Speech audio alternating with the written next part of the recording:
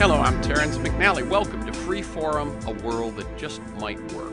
I'll be joined today by Daniel Goleman, longtime science journalist at the New York Times, best-selling author who made a significant contribution to how we see ourselves when he literally wrote the book on emotional intelligence.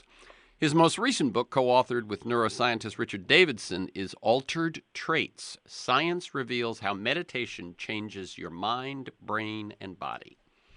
But first, after hosting and producing this show for nearly 2 decades, in 2014 I stopped recording new live interviews, and the show continued on the Progressive Voices Network on TuneIn, streaming relevant interviews from the archives.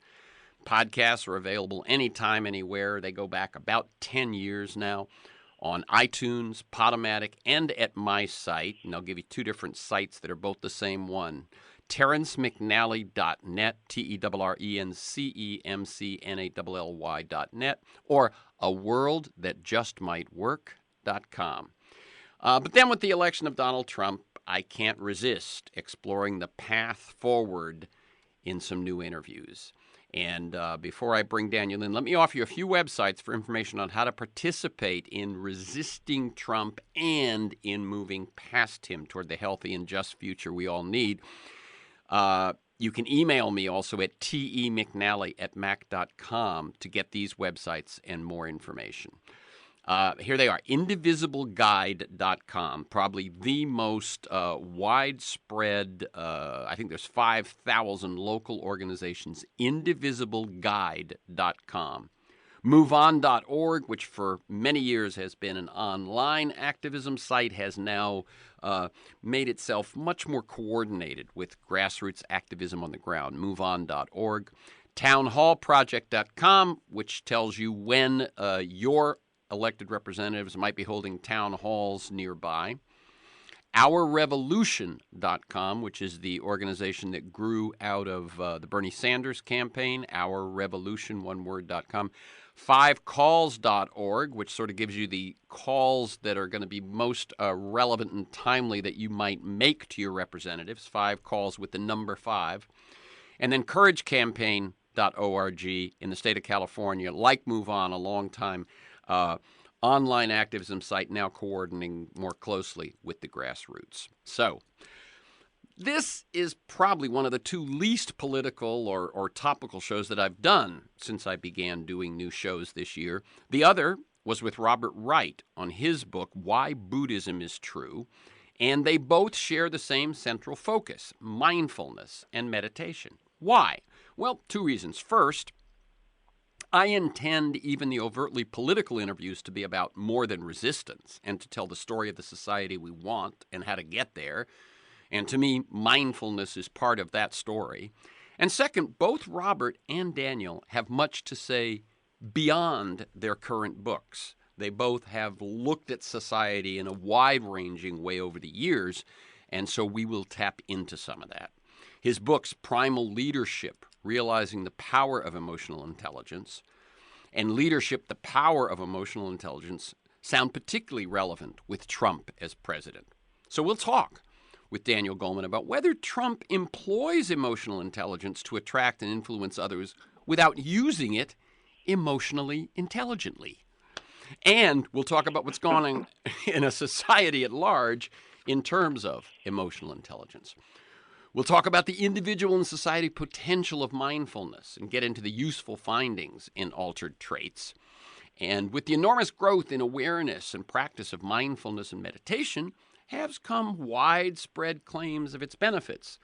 What Goleman and Davidson did, they're both longtime meditators. They're both research guys. One is a journalist, one is a research scientist. They examined the scientific research to find out what's true and what is not. A psychologist and science journalist, Daniel Goleman, reported on brain and behavioral research for the New York Times for, I think, 12 years.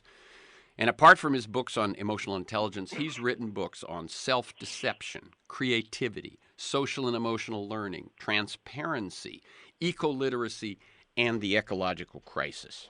Welcome again, Daniel Goleman, to Free Forum, a world that just might work. Terrence, it's a pleasure to be your guest. Very good. Daniel, I think I've mentioned it before. You and I met in 1968 at Harvard in a graduate course or seminar, I'm not sure which it was, led by David McClelland on achievement motivation. And I remember most a weekend workshop that brought together McClelland's grad students, PhD candidates. I was one of the few undergrads in that weekend. And what was curious to me, which says a little about how our culture and our diversity in this country has changed, was he also had a number of folks from India, where McClelland was teaching achievement motivation and entrepreneurial, habits and so on to the Indians. Yeah. And I suspect that your work in this area of achievement motivation and what was going on in India and so on, may have influenced both your later work on emotional intelligence and your involvement with meditation. And so can you take us down that path a bit? And if you want to start with, what you were doing with McClelland, et cetera. Well, so McClelland was my main mentor. I was a graduate student when you were an undergrad in those days. And McClelland was a remarkable guy because he was working not only in India, he was also working in Ethiopia, which was even poorer than India in those days, if you can imagine. And what he was trying to do was find people who were natural entrepreneurs or wanted to be. And he was training them to think like an entrepreneur and to behave like an entrepreneur to help them get their businesses started. And he was remarkably successful, according to some follow-up data I saw way back then. But the influence that he had on me was twofold. Not only was it around the achievement motivation, but rather the larger idea that was part of, which is that there are certain competencies that people have that make them stars. And this has been a foundation of my work in emotional intelligence. He was one of the pioneers of something called competence modeling, which organizations use to identify star performers and also what distinguishes them from people who are just mediocre, because they want to hire people that look like stars and promote people for those abilities or help train people. And what I found was that if you look at outstanding leaders, the power of emotional intelligence is remarkable, because the higher in an organization you go, the more emotional intelligence matters. So David really laid the groundwork for that. At the same time, he fronted for me on a Harvard pre-doctoral traveling fellowship, which gave me a total actually of 2 years in India, where I started very serious study of meditation and what that kind of mind training could actually do. It was several decades ahead of the current interest, but for me, it was really seminal. So Dave McClelland was the keystone of all of this for me. Very good. So let's look into the emotional intelligence part first. As I set up in the intro, I think there's a lot going on right now in our contemporary culture that is about. I heard you chuckle a bit when I said, about Trump. Obviously, he's got a knack, and yet he doesn't have an ethic. But we'll get to him in a second. What is emotional intelligence? What are the key elements? There are 4 parts. One is self-awareness, knowing what you're feeling, knowing what's driving you, knowing how your emotional state affects your ability to do what you want effectively. The second part is managing those feelings, handling your emotions, particularly stress, so that you're not undone by it, but can still work effectively or do whatever it is your goal is in the moment. Keep your eye on those goals despite all the distractions life brings us. Stay pretty positive going forward. And there's empathy, and here there are 3 kinds of empathy. Cognitive, knowing what the person you're with thinks and how they think and how to put things so they'll understand it. Emotional, knowing how what you're doing is affecting the other person emotionally. And then emotional concern, which is the basis of real connection. And that may be where our current president is a little lacking. And then there are the relationship abilities. That's the 4th part. Connecting with people, inspiring them, being part of a team, managing conflict, being able to persuade people. All these are abilities to make people more effective. Okay. One thing I actually re-listened to an interview we did on your book Focus a few years ago. And in that, you pointed out that a colleague of yours, a friend of yours, had written about emotional intelligence, so that while I was correct saying you wrote the book on it, you weren't the first to use the term. But what brought you to kind of focus on it, and what surprised you in your original studies, your original look into emotional intelligence?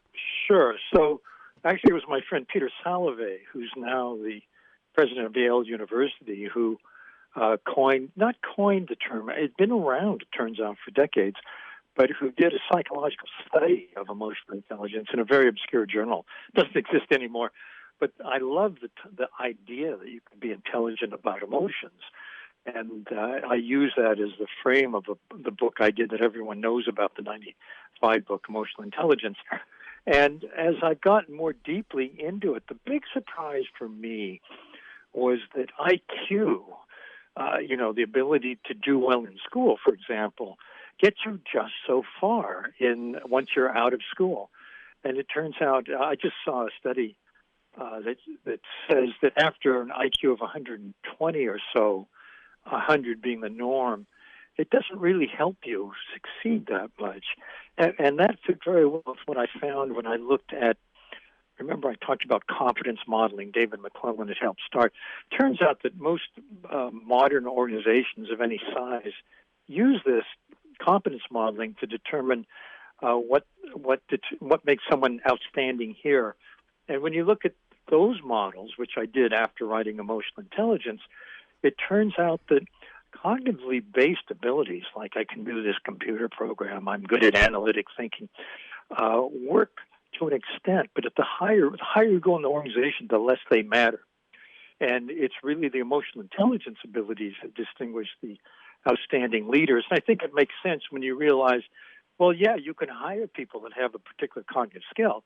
The trick is to manage them, to persuade them, to inspire them, to handle the conflicts, to know what they need or want, to care about them. Those are the abilities that make a leader outstanding. And those are emotional intelligence abilities. And I don't know if this is the study you're talking about, but in another interview that I listened to, you pointed out that you read a recent study that this was true of coders and engineers in the high-tech world, where one would think rationality is king. Yeah, that's funny. I was just talking to a guy who used to be at Google who was elaborating on this. The finding was this. Engineers are asked to evaluate each other for success, effectiveness, and so on. They know each other really well. These are hard. It's a hard metric. And then their IQ is compared to how they're doing. There's no correlation. So among engineers, it turns out IQ correlates zero with how successful you are as an engineer. What correlates enormously is your emotional intelligence. And my friend at Google confirmed that. He said, everyone there is smart. You have to be in the top 99% or something like that. That's the top 1% of IQ. So it's a given. But what distinguishes people is how well they can persuade, how well they can influence, how well they can be a team player, inspire. In other words, it's the emotional intelligence side of the equation. Mm-hmm. And this is true also, and I'm just hearing a similarity here. It's true even with athletes. Am I correct? In other words, it seems to me that when you become an elite athlete, your skill levels, everybody's got talent, similar to the coders and so on. But the people who really are a step above, I think emotional intelligence plays a key role. Well, it's are you a team player? I just had a discussion with someone who's with the NBA, about how the most emotionally intelligent coaches are able to get the best out of their teams. And one way they do it is by showing that they really care about each player as a person. But another thing, if you think about the guys on the court or women on the court, if it's women's basketball, it's not the one who's going to try the heroic shots all the time and hog the ball. It's the one who's going to be part of a unit, a team, and get that ball down the court and get it into the basket, however that works. So it's really, are you harmonious on a team that makes you the outstanding athlete? And I think if one looked at the NBA, for example, right now, we had the era of a Kobe Bryant, who I think fit the one who would shoot the hero shot. And in certain situations, it worked great, and in certain situations, it didn't. The Golden State Warriors seem to be the embodiment of an emotionally intelligent team. It's interesting that Kerr, who the coach, Steve Kerr won the NBA championship his first year as a coach. Never in the history of the NBA had a first-year coach won. I got a call from someone in his organization saying, the reason we did is Steve Kerr has a lot of emotional intelligence in how he manages the team. I thoroughly believe that. And just watching the guy, you get that feeling. Very interesting. So we've laid out the enormous asset that emotional intelligence is. So a couple of questions. How innate is it? How much is it a learnable skill?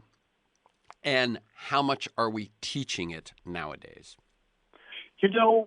Genes are overrated. Nature and nurture. I was just talking to the guy who's actually the CEO of Aetna Insurance.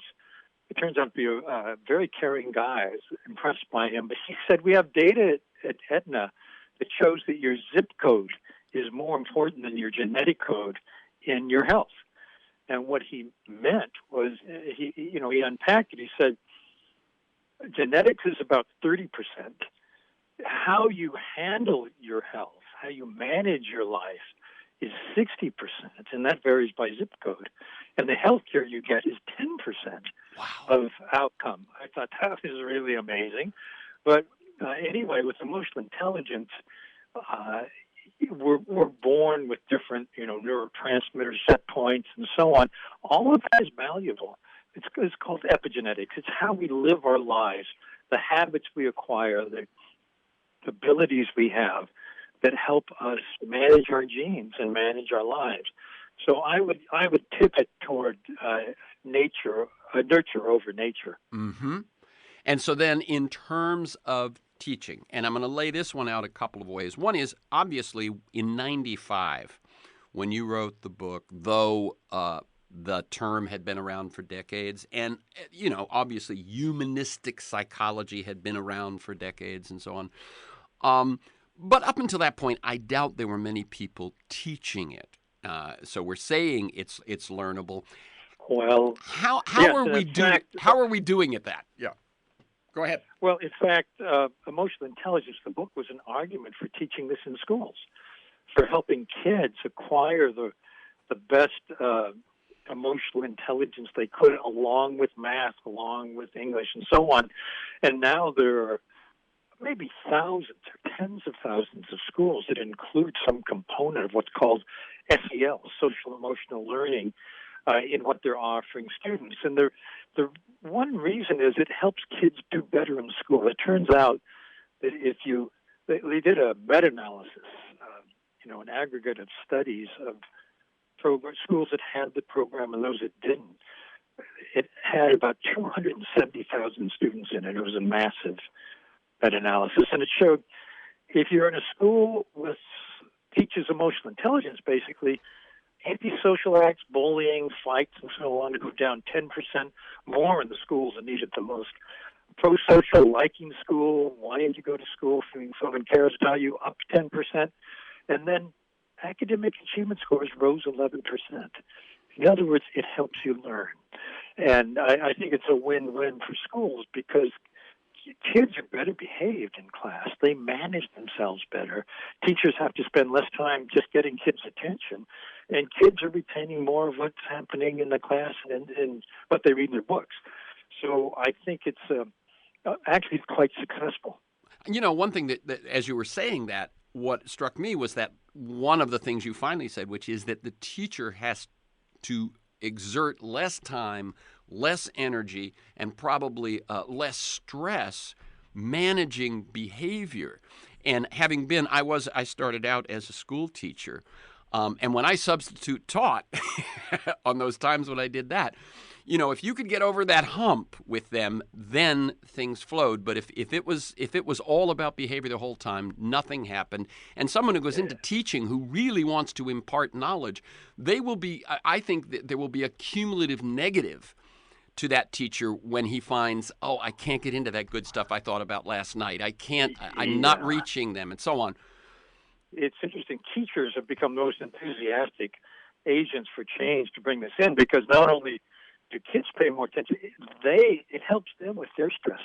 Teaching, like nursing, is one of those professions which is undervalued, underpaid, and overstressed. It has a high burnout rate. But if the kids, the students, are more attentive, better behaved, and if you're picking up some of these skills, how to metabolize stress better, you're going to enjoy what you do and stay with it, and the kids are going to benefit too. Yeah, I mean, the long-term benefit of a good teacher who doesn't burn out is just fun. I mean, you think of the ripple effects of that. And also just the practical costs. Yeah. It costs a lot of money to find someone new, to train someone new, and this is true with any kind of turnover. If it's a business or a school, doesn't matter. That's right. That's, I think, where you go back to how, I mean, we haven't talked that much about it, but you mentioned it with the Aetna fella, but emotional intelligence really caught on in business, and it strikes me that that last thing you pointed out is probably enormously important. The amount of money that corporations have to spend to replace and train and teach history and so on to someone, compared to people who enjoy being where they are because the culture there includes enough emotional intelligence that they feel belonging, they feel part of a team, etc. Exactly. If we wanted to increase the teaching of social emotional learning, are there organizations that one could look to if someone's listening to this and says, wow, my kid's school could use that? There's an organization called the Collaborative for Academic Social and Emotional Learning. They have a website, casel.org. And if you want to bring this into your own school, one of the things about the States is, as opposed to other countries, is that all of the decisions about what to teach are bottom up. They're local decisions, city by city, district by district. So if this program isn't in your child's school, but it's casel.org. I'm going to say that again because actually your voice broke up right then. CAS as in Sam or social, EL. So it's the Collaborative Association for Social Emotional Learning, CASEL.org. One last note on this. What's the age that it sort of has the most leverage? The programs are age-appropriate, kindergarten through 12th grade. And I would say the earlier years lay the foundation for the later years. So the earlier you can get this into a child's life and learning, the better. But I would say we can learn at any age. That's the good news, by the way, for emotional intelligence in working life, in leadership. Mm-hmm.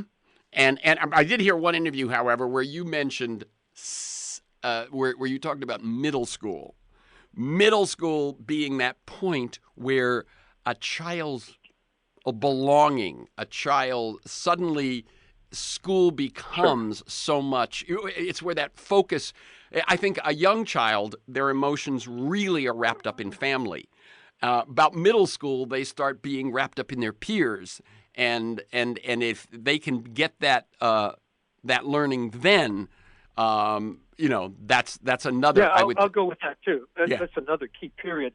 Puberty.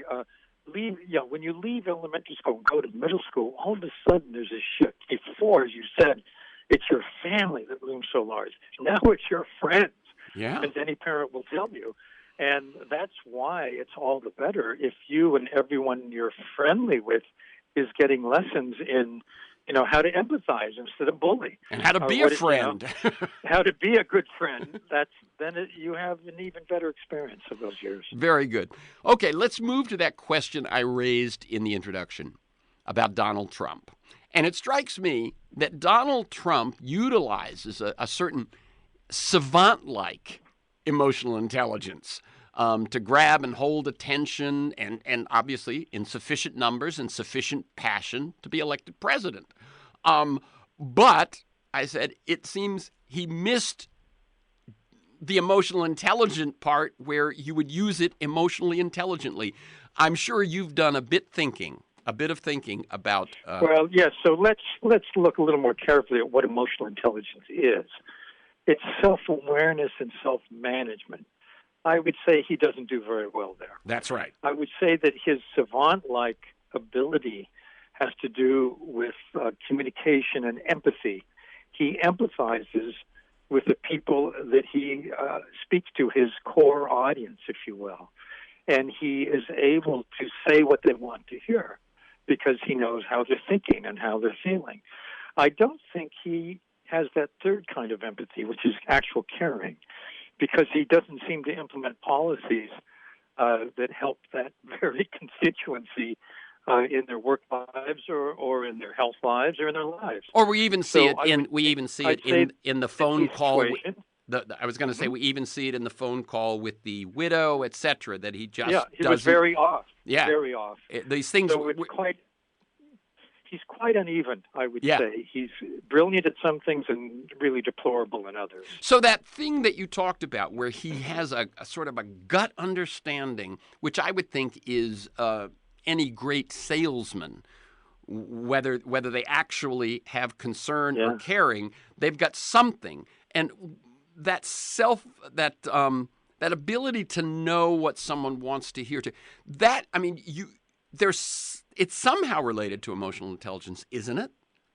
Oh, yeah, it's part of emotional intelligence to know how the person you're with is thinking. That's that cognitive empathy. To know what's going to move them, what they're going to like, what they're going to dislike. That's the emotional empathy. The third part, which is empathic concern or caring or connection, I think that's where he maybe is not so good. And in fact, the first two are what marketing, persuasion, and salesmanship is all about. But that may mean you're selling something that's not really for that person's best interest. Right. Let me tell people, by the way, this is Free Forum, a world that just might work, on the Progressive Voices Network on TuneIn. And for this week's conversation and many other interviews, articles, transcripts, and so on, you can go to my website, TerrenceMcNally.net. The podcasts go back to about 2008, actually. TerrenceMcNally.net, TerrenceMcNally.net, or aworldthatjustmightwork.com. They're the same website.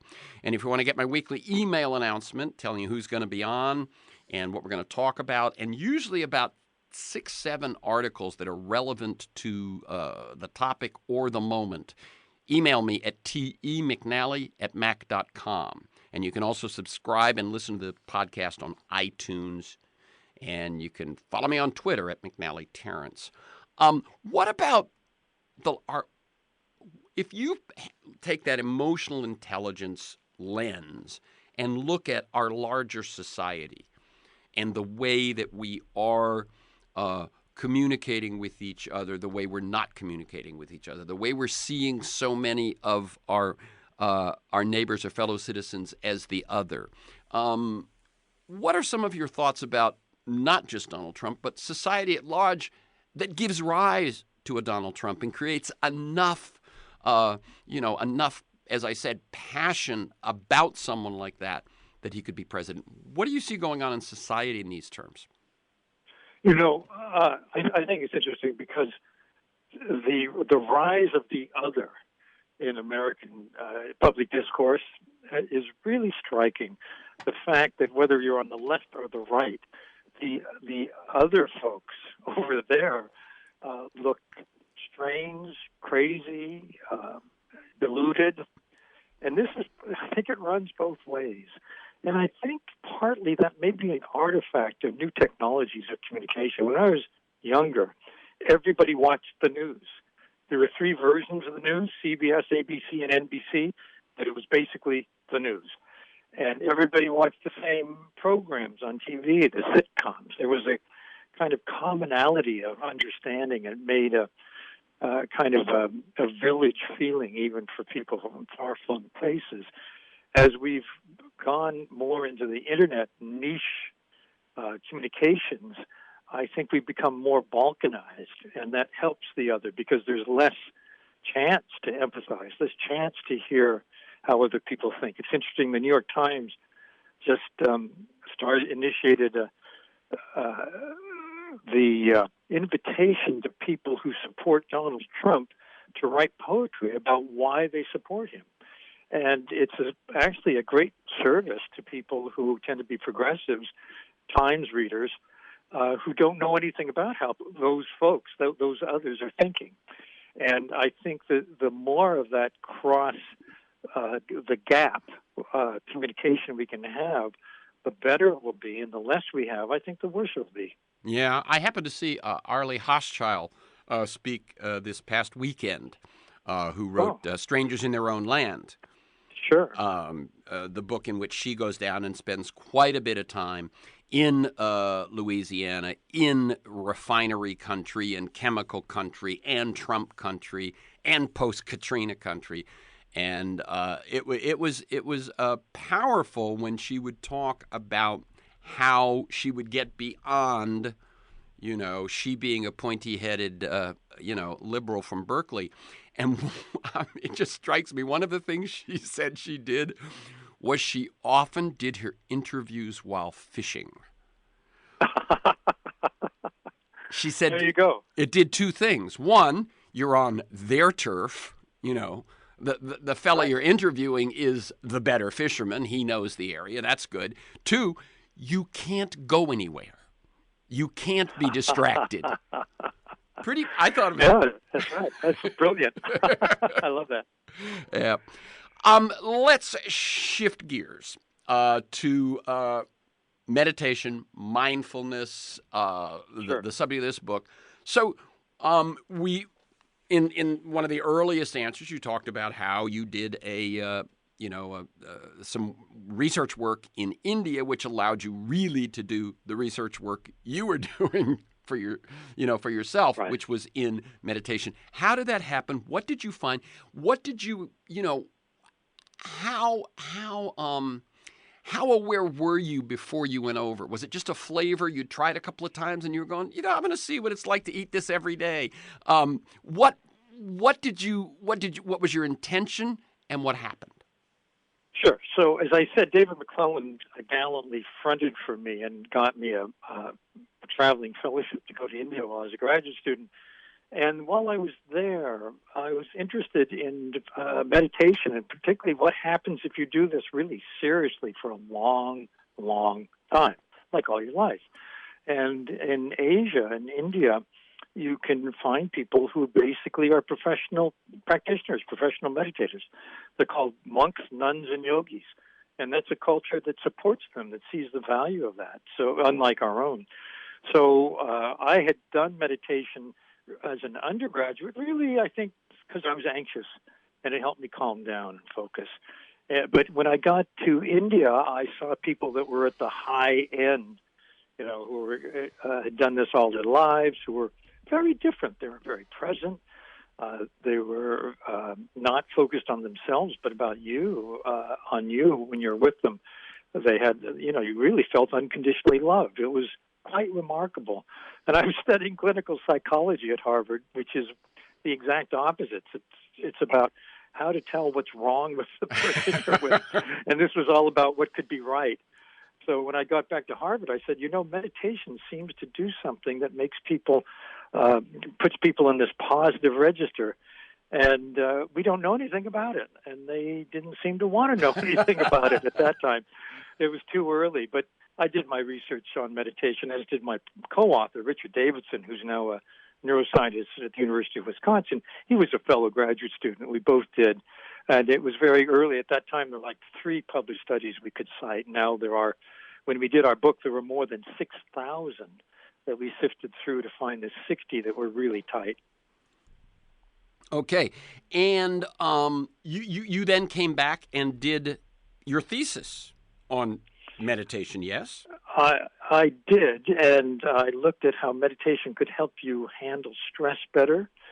And as I point out in the book, the way I did it, that study, which was published in an APA journal, a peer-reviewed journal back then, would not have made the cut for the book we did, nor would Davidson's dissertation. Wait. Let me. I mean, in case someone's sort of casually listening, what you just said is that the study that you did your thesis on and Davidson's early studies, when you went back and reviewed, you'd have said those aren't good enough.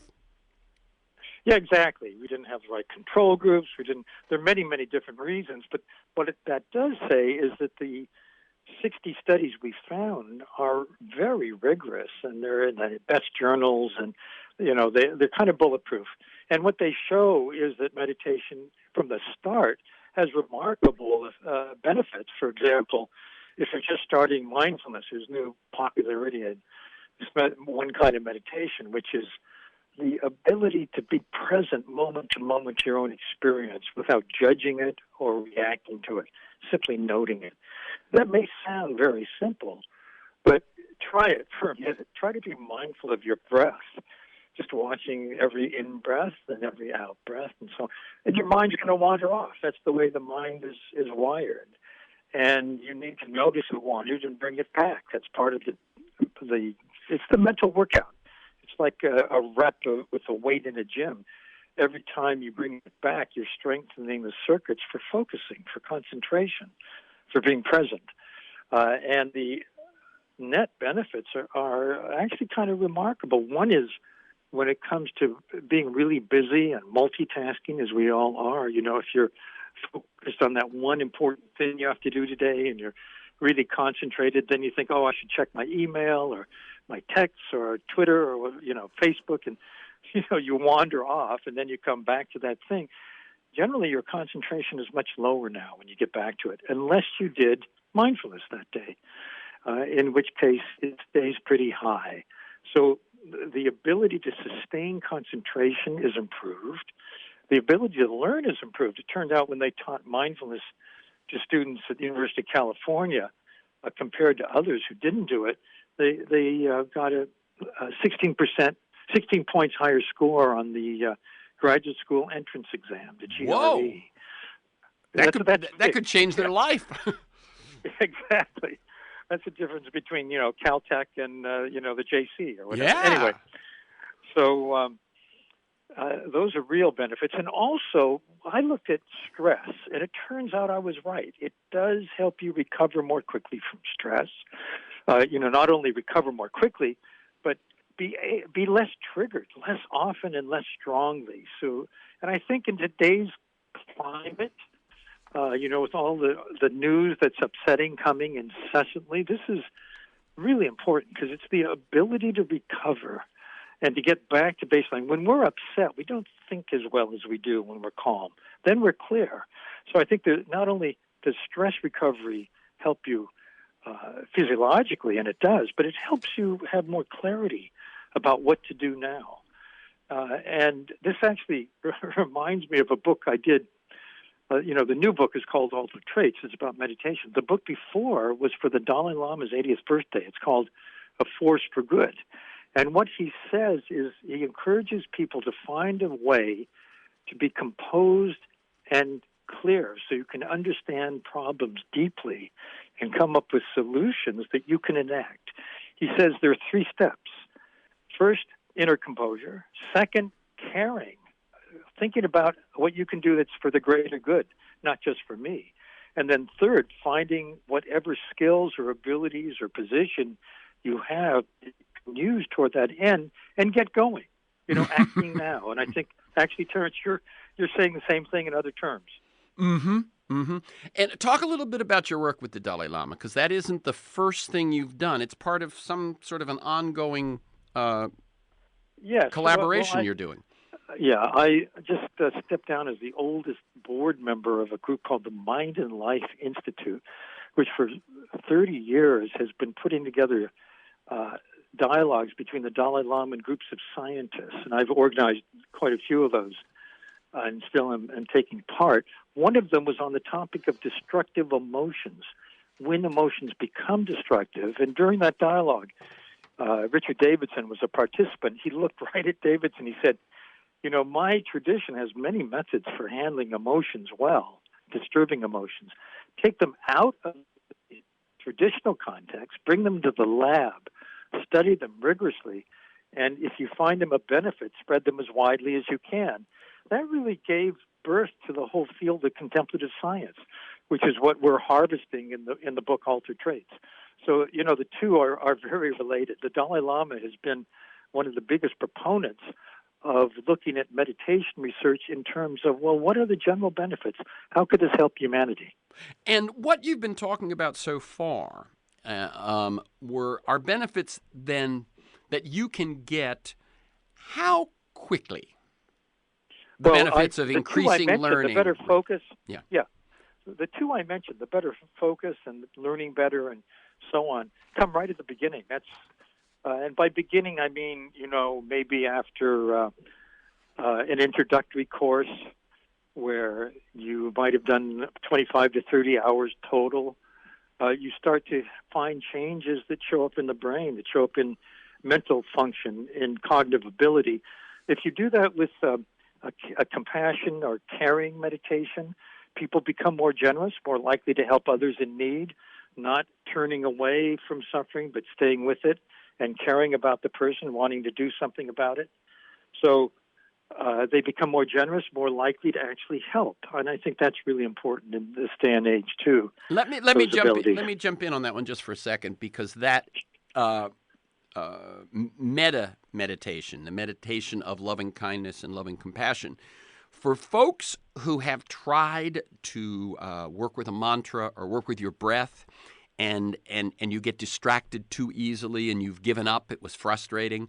The cool thing about metta is you're actually meditating while you're, in some sense, doing something. Yeah. Let me translate. Metta. The term metta is actually from the Pali language, and it means loving kindness or compassion. And the meditation there, the practice, the mental exercise, actually is repeating phrases. And people may find it easier than watching their breath. That's what I'm saying. A mantra, because it occupies your mind. And it occupies your mind with something very positive, which is, wishing other people well, wishing yourself, people who have been kind to you, people you love, people you know, strangers, everybody, that they have a life that's flourishing, that they be well, happy, and so on. And that turns out to be a psychoactive substance, doing that like every day. And it strengthens interesting circuitry in the brain. It's the neural circuitry that we share with mammals, parental caretaking. It's a parent's love for a child. So what you're doing is feeling that loving intent toward anybody and everybody eventually. That's the goal. Not that you can do that right off the get-go, but the more you do that, it also turns out to activate your own circuits for happiness. It feels good to care about others, which is maybe a little-known secret about compassion, but it's important. But so people, if you want to look into that one, I'm sure you could Google Metta, M-E-T-T-A, and for those of you... Or loving kindness. There's a new group, a nonprofit I just heard about called Cultivating Compassion, TCT. I don't know what the T is, but it was a version of this for anybody. It's not in its original spiritual context, but a lay version that was developed at Stanford University and is now being presented as a program for anyone interested. Okay. And also I would say Sharon Salzberg, who I've had on the show more than once, has a book on loving kindness and so on. So we've sort of laid it out that if for you it would be easy to go, may you be healthy, than to just go to your breath, check it out. Now, one of the keys to, I did want to talk about, set this up with my own experience, which is that I was introduced to meditation in 1971. So pretty contemporaneous with yourself. Yeah. And here's the quick story. I answered an ad in the Boston Phoenix, which was our alternative newspaper. And what it was a group of people who wanted to buy a sailing ship and sail around the world. And I had just I graduated in '69 in social relations, which is the same, I believe. Same department, Yeah, yeah. the Yeah. same department, which no longer exists, sadly. But so my girlfriend and I both joined this group of a dozen people. We bought a ship. We started sailing, and when we bought it down in the West Indies, we sailed it up. Months go by, but when we finally head out to we're heading to Nassau. I said, well, I've got to do something for exercise. And so I picked up a pamphlet on the sun salutation and a few yoga exercises. And every day, up to that point, I'd been a jock and thought yoga was for weenies, but I started doing yoga every day. On the deck. I get to Nassau. I take up my binoculars. I look at Paradise Island, and Vishnu Devananda has an ashram there. I get in my dinghy, I sail over. He says, hello, and I don't do a good Indian accent, which is a drag because it's such a great accent, but he says, hello, I had a dream of sailing around the world without a passport as a peace mission. It might have been your ship. It looks familiar. We had an 80-foot Baltic trader, 60 years old. He said, you and your friends, I was the first one over there, are welcome to take all the meditation classes, yoga classes, etc. you want while you make up your mind whether we should do this. So at that moment, I began to do an hour and a half of yoga in the morning, an hour and a half of yoga in the afternoon, and before the yoga in the morning, an hour of meditation. The yoga stuck. I still do it to this day. The meditation did not until I was going through a divorce. I was just about to go through a divorce. It was that point where things were bad. Right. And I turned to meditation through Herbert Benson. It wasn't the religious piece. It was I picked up the relaxation response, which to some extent is the same thing you're talking about. That one of the things that you were studying was how do we recover from stress, and so that was about 1985, and I have meditated ever since. But I have never done a 3-day, a 10-day, one of those intensive retreats. And the reason I set all that up is that altered traits, and the title is very intentional on your part and Richie's part. It's can your brain actually have altered traits, not just states that are temporary, but traits that last? And you say that there's something that we were just talking about the benefits you get from immediate or short term or a daily practice, but you say that there is a qualitative difference between that and when you go deeper and have a smart practice. There's your setup. Talk about that. Yes. So, there are kind of two styles of meditating. One is a daily practice, a day job, but you've got like 15 minutes, half hour you can give to it every morning or every night. Lots and lots of people do that, and it does have real benefits. But the benefits are kind of amped up or turbocharged if you go away on a long retreat, a week or 10 days, or I just talked to this guy at Google. He did a month. Wow. And that's a guy at Google. This guy, he took a sabbatical and did one. Okay. But anyway, he found a way to do it. Yeah. And the data seems to be that the brain changes get deeper. And one of the things that happens in a good retreat is what you call smart practice. It's where you get feedback from an experienced teacher about what to do next, about what would improve your practice. And people seem to make more progress when they do that, which and it's true in any domain of expertise, sports. They're professional singers who have coaches all their career for that reason. So and also there's a dose-response relationship, Terence. So the brain changes get stronger with longer-term practice. People that do up to thousands of hours over a lifetime, that we're able to look at Olympic-level meditators. Davidson convinced some yogis to fly over one by one to his brain lab and be scanned.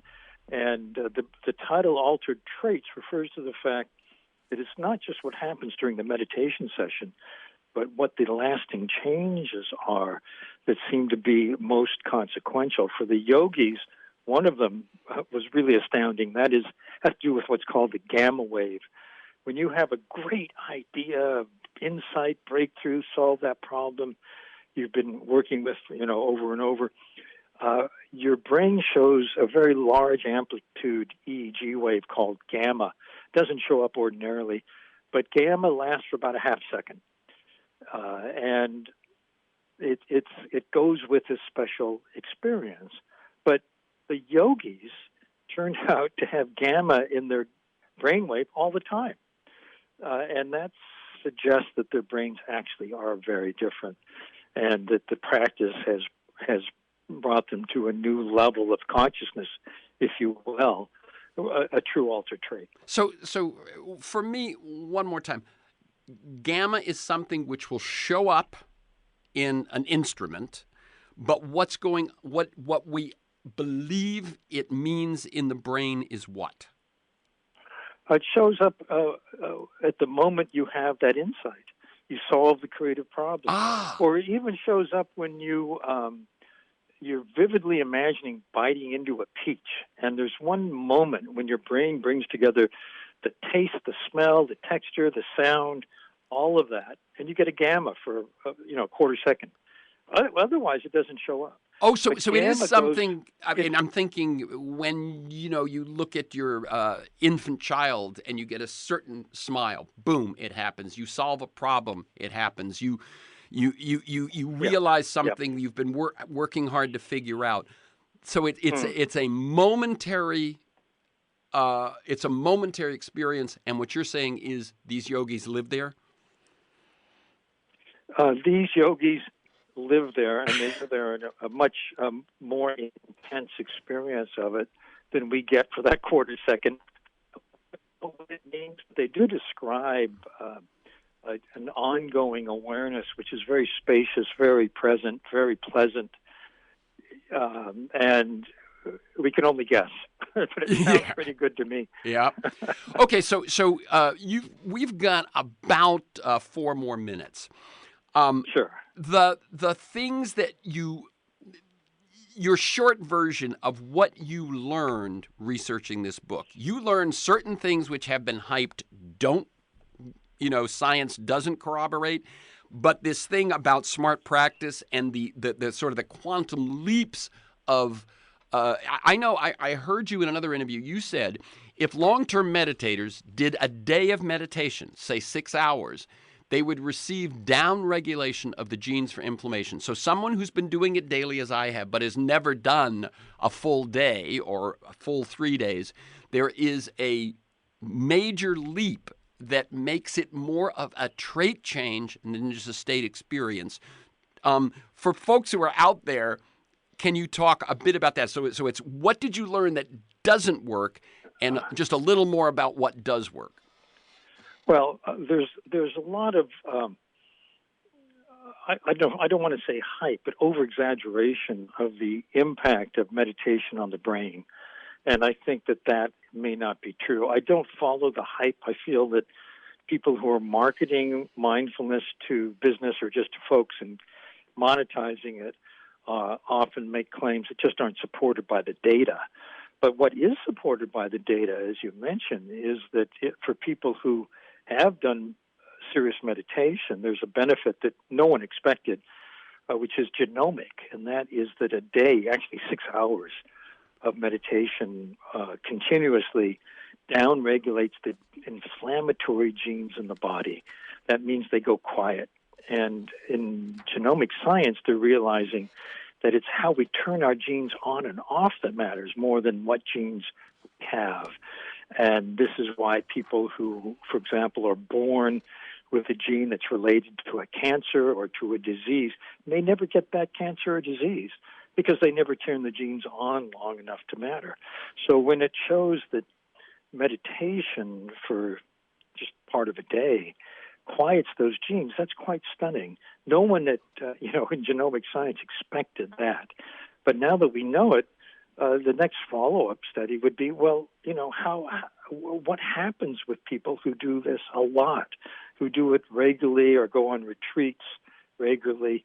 What happens at the genetic level? And we're also seeing at the neural level, one of the interesting findings is that long-term meditation seems to slow the aging of the brain. At my age, I'm very interested in that finding. You know? Yeah. But at any age, it's pretty good. Because And the also, brain starts...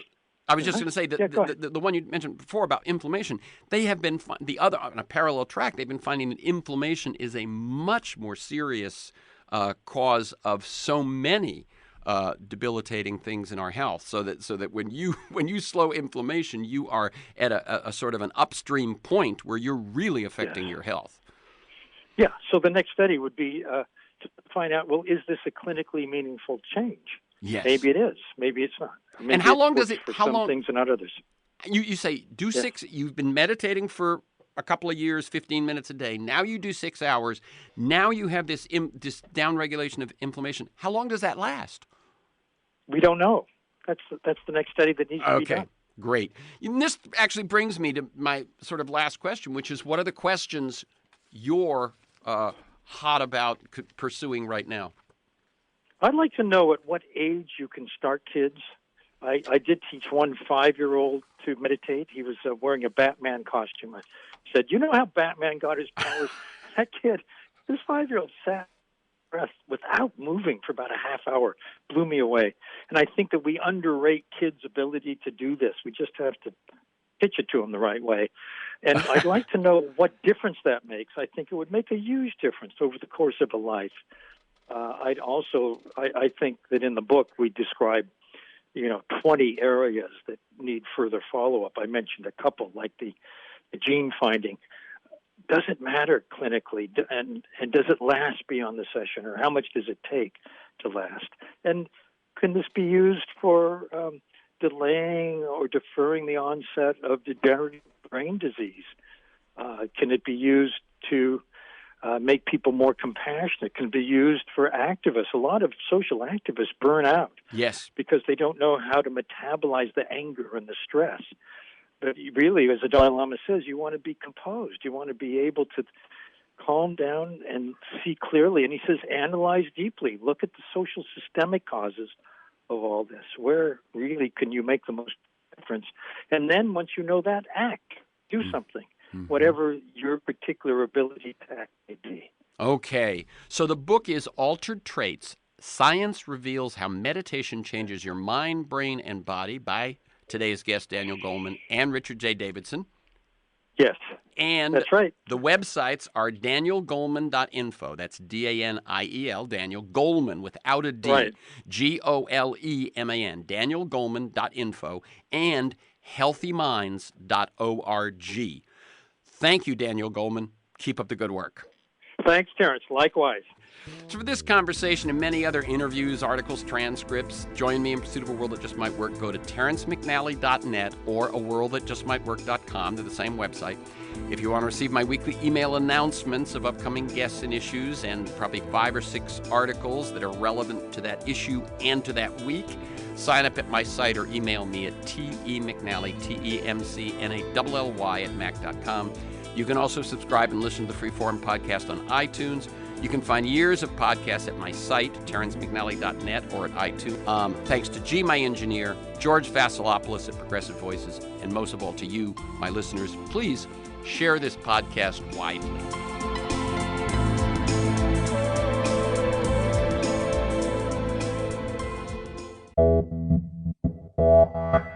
You're listening to WIN, Workers Independent News, a production of Diversified Media Enterprises. For WIN, I'm Joanne Powers. Following last week's narrow defeat of a unionization drive, the Korean-owned Kumho Tire plant in Macon, Georgia, has fired Mario Smith, one of the leaders in the push to form a union. The United Steelworkers have filed an unfair labor practice charge with the National Labor Relations Board challenging the firing. USW Organizing Director Maria Soma sees Smith's firing as a continuation of the company's union-busting intimidation campaign. Mario was very outspoken in his support of the union and spoke to many of his co-workers about what he believed to be the benefits. And as a direct result of that, the company targeted him specifically for illegal termination post-election. So my first feeling is one of sorrow for Mario. The second one is of outrage against the company for continuing to union bust. Soma says they will continue to fight to protect workers at the plant. If an employer is going after a worker, even after an election drive, we will protect those workers for as long as we need to for standing up for their legal rights to form a union. We believe that we lost that election due to the employer's illegal behavior. We had a supermajority of support going into it and only lost support as the employer performed psychological warfare on these workers by forcing them into captive audience meetings for 1 to 2 hours every single day, every single shift, making threats against the plant, the business, and individual workers.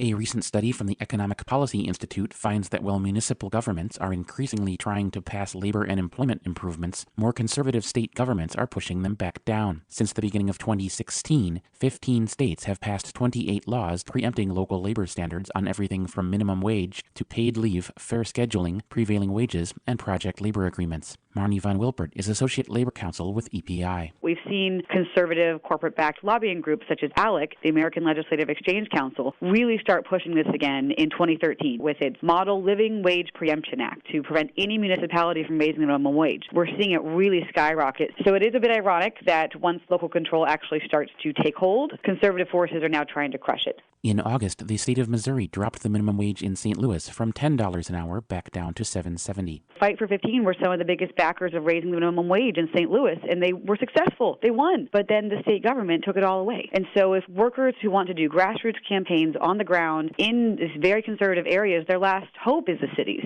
Now we're finding that that's being pulled out from under us. The NAACP has filed suit against the state of Alabama, citing racial animus when it shut down a minimum wage increase in the primarily black city of Birmingham.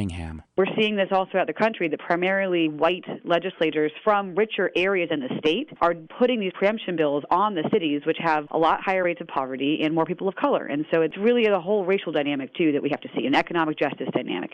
You've been listening to WIN, Workers Independent News. For more information, visit workersindependentnews.com.